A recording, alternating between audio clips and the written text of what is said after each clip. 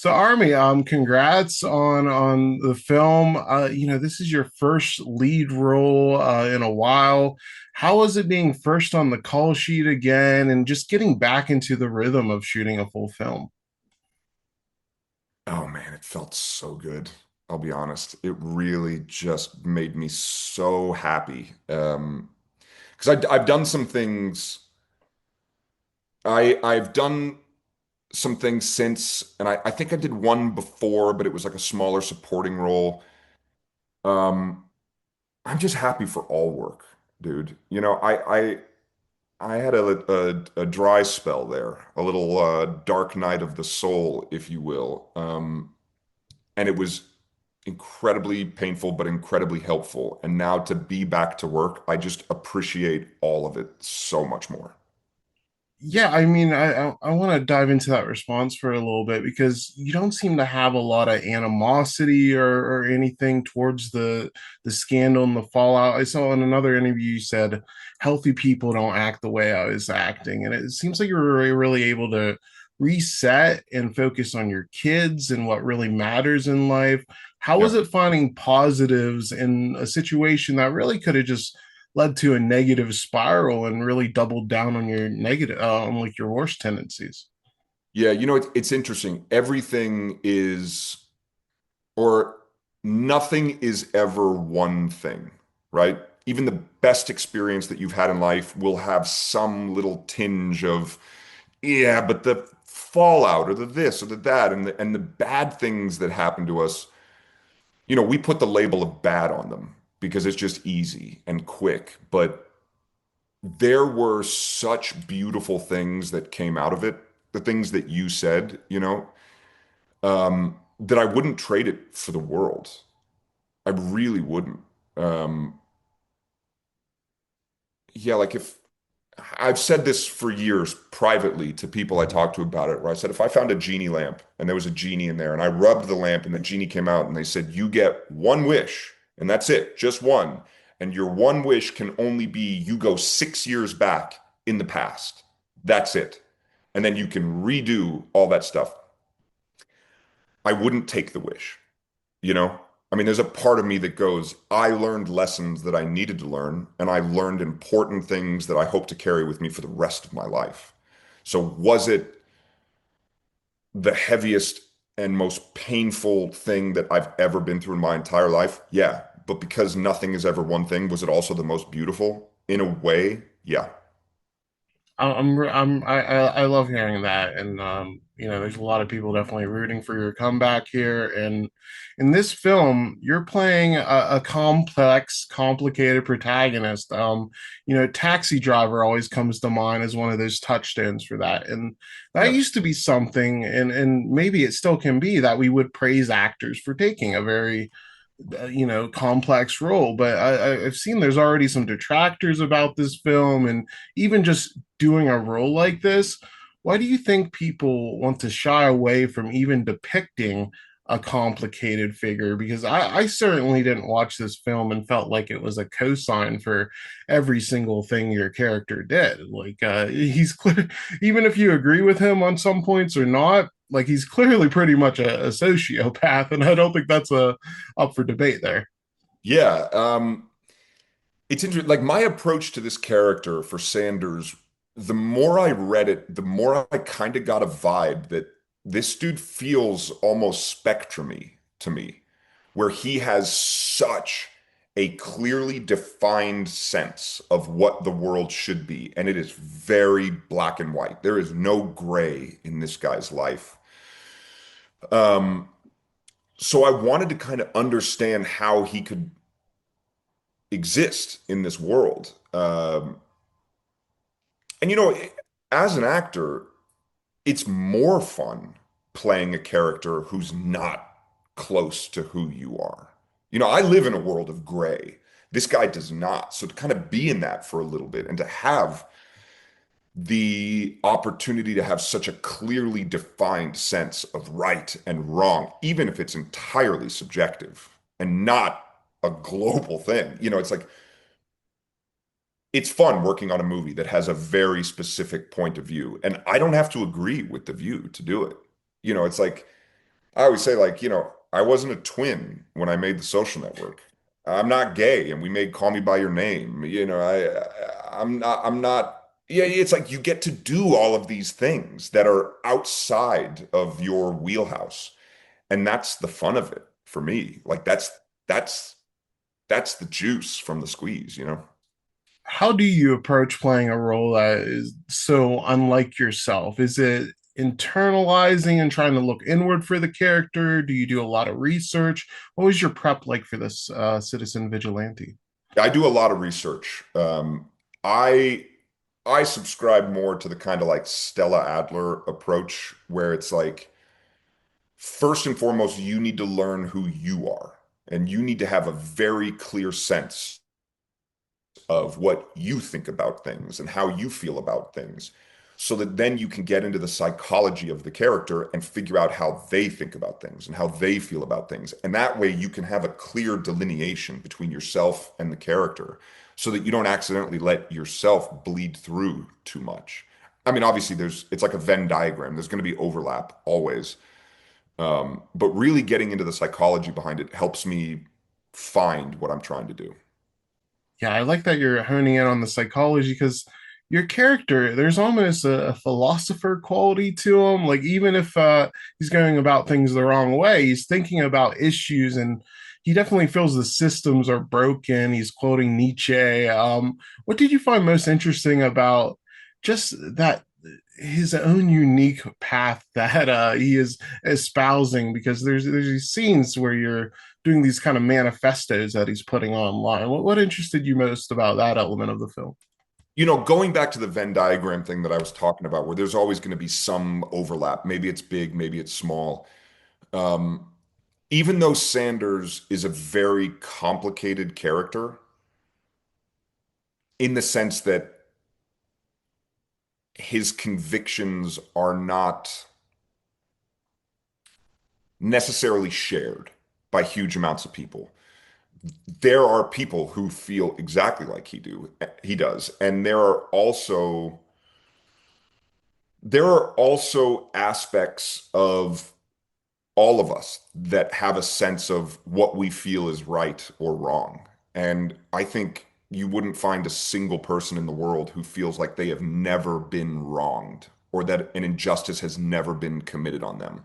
And a lot of times, the people who feel like they've been wronged feel like they got no justice for it. I know I felt like that. I think everybody has felt like that. So to kind of get to do something about it in a sanctioned, safe way through art is kind of like a release in a fun way. Yeah, that totally makes sense. And there were release issues with the film in Germany. Uwe Boll has been vocal about that. It raises an argument about freedom of speech. What was kind of your reaction to its issues of the classification in Germany? I mean, I could be wrong about this, but I don't know that there are many other countries in the world that have the right of freedom of speech built into their constitution or charter or whatever. I mean, it's kind of a very specifically American thing. And if Germany wants to ban the film, they can do whatever they want. I think that that might backfire on them. Um, Human nature is a really funny thing, and I talked about this earlier, but let's say you walk to work every day. You might walk past a fence that has a knot hole in the fence, and you might walk by it 1,000 times and never think about it. But one day, if you walk by that fence and there's a big sign over the hole that says, "Do not look through this hole," how many times will you be able to walk past that fence before you're like, "I'm looking in the hole"? It's like that's human nature. That's Adam and Eve. It's like the forbidden. We always want that which we can't have. Uh, Yeah. so I don't know. Maybe all the people in Germany, when they go, wait, this is banned in Germany. Now I have to see what this is. And maybe they'll decide to go on Amazon in Austria, or maybe they'll get a VPN, or who knows? Maybe they might just pirate the film. Who knows? But I don't think it's going to keep people from watching it. I don't think that's how Yeah. human nature works. I fully agree with you there. And I saw another interview where you said it was just so fun to shoot. I was curious, had you ever gotten a bit disenfranchised with film? I know it's clearly one of your passions, but did you feel like this had kind of reignited your passion in any way? No, I never got disenfranchised. I feel so lucky and fortunate that I get to do I got to do, and now I get to do again the thing that feels like, I mean, I don't want to sound like over the top about anything, but it feels like it's like what I'm supposed to do. It's like what I love. It's the thing that makes my soul happy.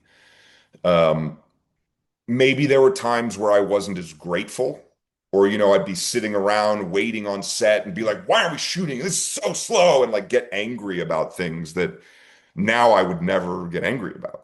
I would just be so happy and grateful, and maybe that's also one of the important things I had to learn.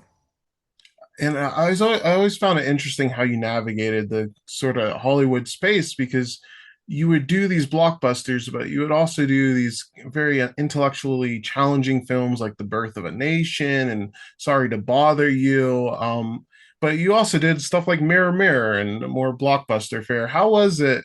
Was that mixture kind of always interesting to you where you could get your creative, do you feel like both of those avenues were different, like creative outlets for you? I do. I had a meeting very early on in my career when I had just really started working. I don't think I had even done social network yet. And I met with a director who is a huge director, like, you know, maybe one of the biggest, right? And oh, hold on. Thank you very much. My food delivery just got here. And he told me in the meeting, we met at the Avalon Hotel on Olympic Boulevard in Beverly Hills. And he told me in the meeting, he was like, I have a feeling that you're going to work and that you're going to work a lot. Let me tell you advice that was given to me. Do one for them, one for you. One for them, one for you. And the one for them is, maybe the big studio project, maybe the project where you get a good paycheck. And then the one for you is the one that you do so that you feel good about yourself. You know, um, that being said, like I felt like every one of them was one for me. I just, I love this. I love it. And you obviously were so great in The Social Network, and that's getting a spiritual successor now, The Social Reckoning, with Sorkin writing and directing. It seems standalone, so I don't really feel like it will have any impact on that masterpiece's legacy. But did you have any thoughts about this really modern masterpiece getting a sequel? I know Sorkin was very open about wanting Jesse back, so like, did you have any thoughts about that, being touched again? I'm still in communication with some of the people that were involved in the original film, and I knew early on that there was just no space for the Winklevoss twins in this movie, which is totally fine. I feel like what we made was a really special thing, and it really touched on a sort of zeitgeisty thing in a way that is hard to do for films because from the moment an idea comes up for a film till the moment it comes out, it takes a lot of time. Um, but I think both Sorkin and Fincher nailed it, and I'm really proud of that movie. So I don't know, maybe more people will watch Social Network again. If they do, great. If they don't, great. I'm sure this Social Reckoning is going to be amazing. And I can tell you one thing, the writing is going to be fucking incredible. Nobody does it quite like Sorkin.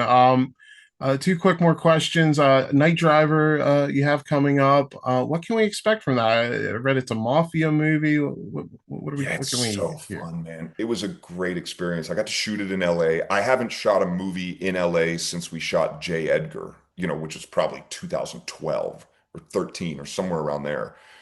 So to get to work in LA was great. It was all over one night. We didn't shoot it in one night, but it like the story takes place all over one night. So it was like all night shoots for the film, which was brutal, but um it was just such a fun little project, and it was extremely shoestring.